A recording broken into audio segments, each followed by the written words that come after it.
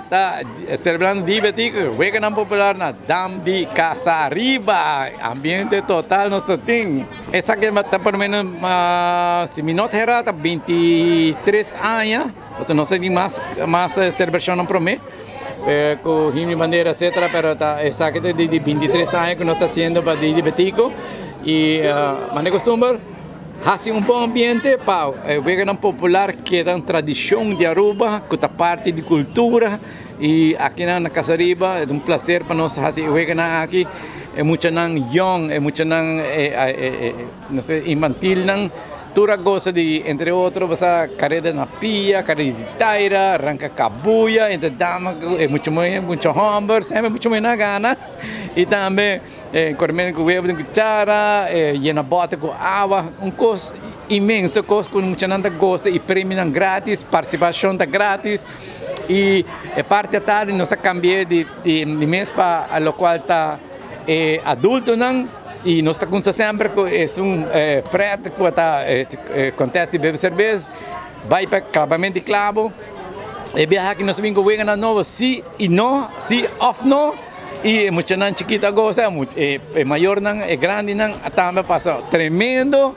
E também nossa série é uma especial qual vira subimento para Liceba.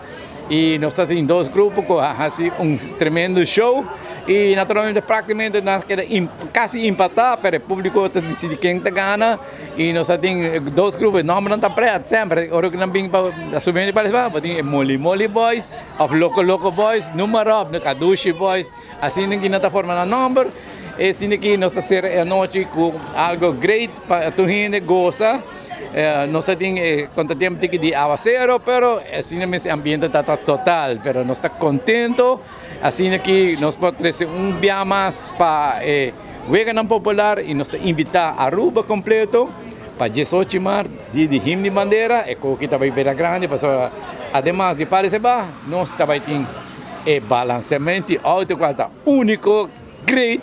Ação, emoção e gritamento e tucos. Nossa concertada depois de ano 1986 e agora que nós mais ou menos pelo menos 40 pico anos da fazendo isso aqui e nós servimos com sempre com um firework show, maneira de visa e para nós depois disso aqui nós temos 18 de março e nós vamos convertir o lugar aqui como algo para a comunidade, algo para muitos não desculpa celebrar som festival whatever, porque tem lugar que também bem mesmo arena, não tá somente lugar na Aruba tem, mas também tem lugar mais lugar para concert e diferentes atividades.